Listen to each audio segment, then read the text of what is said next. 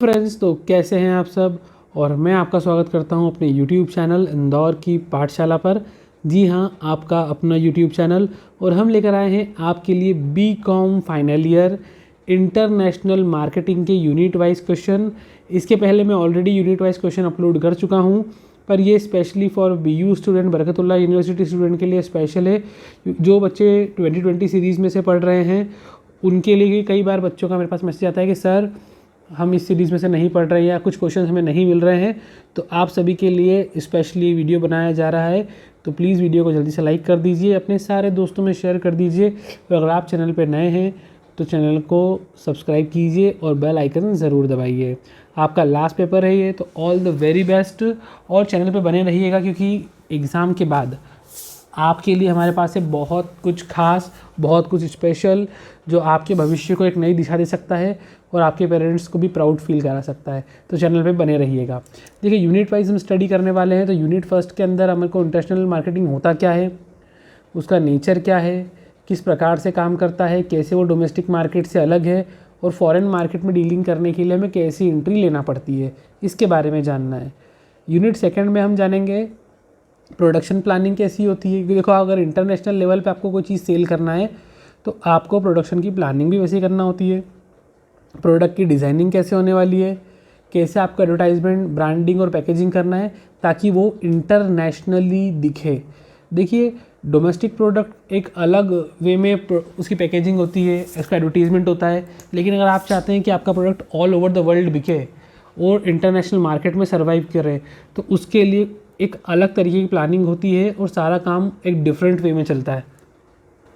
Unit third में हम बात करेंगे इंटरनेशनल प्राइसिंग की, कि अगर आप इंटरनेशनल मार्केट में कोई वस्तु रखते हैं तो उसकी प्राइसिंग क्या होने वाली है, ऐसे कौन कौन से फैक्टर है जो प्राइसिंग पे इफ़ेक्ट करते हैं, कोटेशन क्या होता है, और पेमेंट की कंडीशन इंटरनेशनल मार्केट में कैसी होती है। देखिए, मैं इस वीडियो के डिस्क्रिप्शन बॉक्स में हिंदी मीडियम वाले स्टूडेंट्स के लिए भी लिंक डाल दूंगा जो ऑलरेडी अपलोडेड है, और इंग्लिश मीडियम वालों के लिए भी अपलोड कर दूंगा जो मैंने इसके पहले बनाई थी, क्योंकि वहाँ से बहुत सारे क्वेश्चंस एग्ज़ाम में आ चुके हैं। हम बात करते हैं यूनिट 4 की। इंटरनेशनल डिस्ट्रीब्यूशन चैनल क्या होता है, कैसे हम डिसीजन मेकिंग करते हैं, फॉरेन एजेंट कैसे अपॉइंट होते हैं जो हमारा माल फॉरेन में सेल करने वाले हैं, उनका सिलेक्शन कैसे होता है और उनका अपॉइंटमेंट कैसे होता है। और यूनिट 5 में हम पढ़ने वाले हैं कि जब इंडिया में आप इंपोर्ट एक्सपोर्ट करते हो उसकी पॉलिसी क्या होती है, किन बातों का आपको ध्यान रखना चाहिए, और एक्सपोर्ट प्राइसिंग और एक्सपोर्ट फाइनेंस क्या होता है। अब आइए हम पढ़ते हैं क्वेश्चंस। तो यूनिट 1 में जो पहला और बहुत ही खास इम्पॉर्टेंट क्वेश्चन है, differentiate between domestic and international marketing. Domestic मतलब घरेलू, मतलब इंडिया के अंदर या किसी भी देश के अंदर आप बिज़नेस कर रहे हैं उसमें, और इंटरनेशनल मार्केटिंग में क्या अंतर है। बहुत इंपॉर्टेंट क्वेश्चन है और यहाँ से पेपर आपके लिए ज़रूर बनता है। सेकेंड है, डेफिनेशन ऑफ इंटरनेट मार्केटिंग क्या होता है, इसका नेचर और इसके स्कोप के बारे में आपको समझाना है कि भाई किस तरीके से ये काम करता है। ठीक है, इसके बाद इसमें एक क्वेश्चन छूट गया है, मैं आपको बता देता हूँ यहाँ पर। हाँ, explain the different types of international market entry mode decision में। आप जब इंटरनेशनल मार्केट में जब एंट्री लेना चाहते हैं या एंट्री करना चाहते हैं तो किन किन बातों का आपको ध्यान में रखना पड़ता है, या आपको किन किन बातों को सिलेक्ट करना पड़ता है। देखो, आपको ये भी चूज़ करना पड़ेगा कि आप किस देश में बिज़नेस करना चाहते हैं, इंटरनेशनल मार्केट भी सिलेक्ट करना पड़ेगा ना आपको, तो उसकी सारी प्रोसेस के बारे में आपको जानना पड़ता है। तो ये अगर आप 3 क्वेश्चन कर लेते हैं, और फिर भी मैं बोल रहा हूँ कि अगर आप 4 क्वेश्चन करें तो बहुत अच्छा होगा आपके लिए। अदरवाइज़ ये 3 क्वेश्चन तो आप कर ही लीजिएगा। 4th क्वेश्चन इसलिए बोल रहा हूँ क्योंकि जब आप इंटरनेशनल मार्केट में डील करते हैं ना, तो ये ज़रूरी है कि आप आइडेंटिफिकेशन करें सिलेक्टिंग एंड इंटरनेशनल मार्केट, कि किस मार्केट में आप डील करने वाले हैं। देखिए, आपको ऑलरेडी बहुत कम क्वेश्चन दिए हुए हैं, पर बुक के अकॉर्डिंग अगर मैं बात करूं तो वहाँ बहुत सारे क्वेश्चन होते हैं। तो अगर एक यूनिट में से आप 4 क्वेश्चन भी याद करते हैं, क्योंकि हर पेपर में हर यूनिट में से क्वेश्चन आएंगे आपको, और हर यूनिट में क्वेश्चन और में आएंगे, शॉर्ट में भी आएंगे और लॉन्ग में भी आएंगे, मतलब 4 क्वेश्चन तो आपको पेपर में ही आ जाएंगे। तो हम 4 क्वेश्चन एटलीस्ट याद तो करके जाएँ। देन जल्दी से बढ़ते हैं हम यूनिट 2 की तरफ। और यूनिट 2 में जो इम्पोर्टेंट जो मैंने बताया था आपको, what are the product brand, explain their types and their role in international market. देखिए इंटरनेशनल मार्केट में ब्रांड क्या होता है, ब्रांड किस टाइप का होता है, ये ब्रांड कैसे काम करता है, और मैंने आपको बताया था इसके अंदर how product can be design, product किस प्रकार से डिज़ाइन होगा। इंटरनेशनल मार्केट को ध्यान में रख के प्रोडक्ट की प्लानिंग और डिज़ाइनिंग करना होती है। देखिए अगर आपका प्रोडक्ट इंटरनेशनली काम नहीं करेगा तो आपको प्रॉब्लम हो सकती है।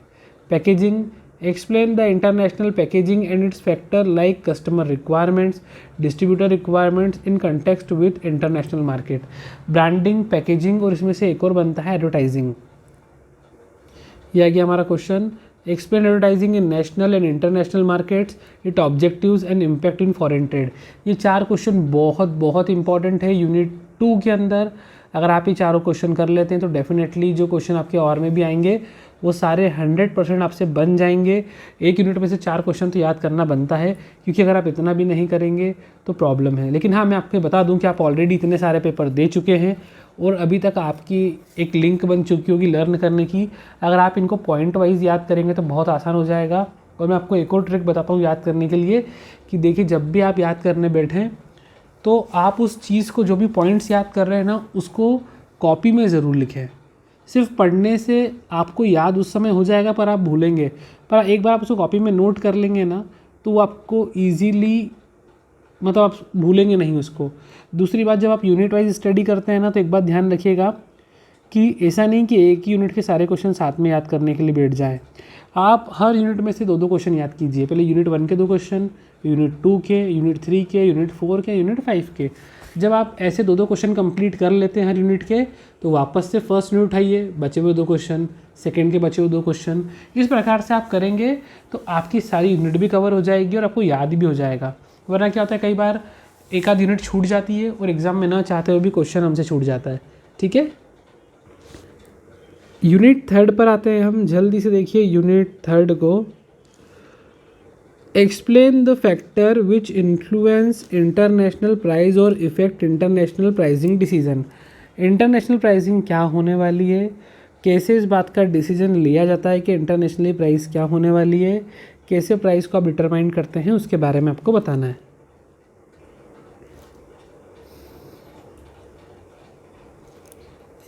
देन आपके सामने क्वेश्चन है, discuss the role of price and non price factor in international marketing. What is pricing strategy और policy, explain its type and importance. और एक 4th क्वेश्चन छूट चुका था यहाँ पर है, व्हेन डिसाइडिंग एक्सपोर्ट प्राइस। जब आप एक्सपोर्ट करने की प्राइस डिसाइड करते हैं, overseas buyer used any quoted price way और system, explain each way of export price quotation. Quotation बहुत इंपॉर्टेंट होता है। देखिए जब भी आप कोई चीज़ सेल करते हैं आप कोटेशन मंगाते हैं कि क्या चीज़ आपको किस कीमत की पड़ रही है, तभी जाके आप उसका ऑर्डर करते हैं, तो कोटेशन लेटर हम पहले भेजते हैं। ठीक है, आ गए हम यूनिट 4 पे। जल्दी से देखिए, बहुत इम्पॉर्टेंट है यहाँ पर और यहाँ से क्वेश्चन ज़रूर बनेगा आपके लिए एग्ज़ाम में, आप तैयार रहिएगा। Explain in detail personal selling in international perspective and also sketch the process and advantage of personal selling. International market पे भी हम एजेंट के थ्रू पर्सनल सेलिंग कराते हैं। होता है ना, एक एजेंट होता है जो पर्सनली चीज़ों को जाके सेल करता है, तो उसके बारे में आपको बताना है कि उसके एडवांटेज क्या हैं, उसके डिसएडवांटेज क्या हैं। Then explain the direct exporting channel and indirect exporting channel under international distribution channel. यहाँ से भी आपको क्वेश्चन ज़रूर आता है। Then explain the significance of logistic and physical distribution. और यहाँ पर आपको क्वेश्चन ऐसे अलग अलग नहीं आएगा, आपको सिंपल आएगा कि फॉरेन सेल एजेंट क्या होता है, इसका अपॉइंटमेंट और इसके इम्पोर्टेंस। ये क्वेश्चन आपको एक में ही आएगा कि फॉरेन सेल एजेंट होता क्या है, इसके अपॉइंटमेंट कैसे होता है और इसके इम्पोर्टेंस बताना है। ठीक है, तो ये 4 क्वेश्चन आपके हो गए कवर। और लीजिए हम आ गए हैं यूनिट 5 पे, जो आपके लिए बहुत इंपॉर्टेंट होने वाली है और लास्ट यूनिट है आपके लिए। यहाँ से भी 2 क्वेश्चन आपके पेपर में ज़रूर आएंगे।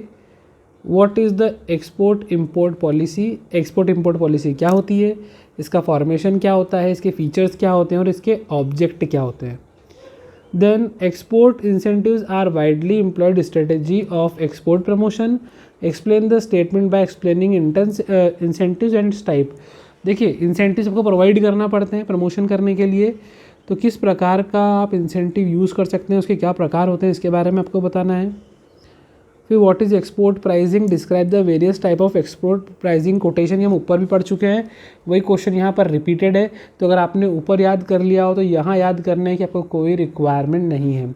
देन एक first question, explain the export finance, explain payment terms and instrument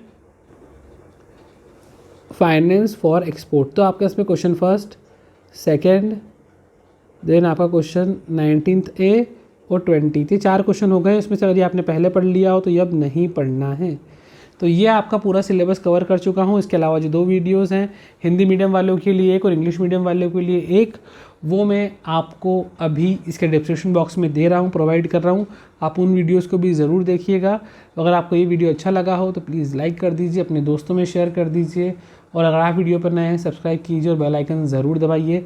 जैसा कि मैंने आपसे प्रॉमिस किया था, आपके लिए बहुत कुछ स्पेशल होने वाला है जस्ट आपके एग्ज़ाम के बाद, तो गेट रेडी फॉर दिस। और अगर आपको कोई भी डाउट हो, कोई क्यूरीज हो, तो आप मुझे इंस्टाग्राम पर फॉलो कर सकते हैं। मेरी इंस्टाग्राम आईडी है अंकित-राठौर.official। आप मुझे इंस्टाग्राम पर फॉलो कर वहाँ मुझे मैसेज कर सकते हैं। ठीक है, goodbye, take care and all the best. आपका अपना यूट्यूब चैनल इंदौर की पाठशाला।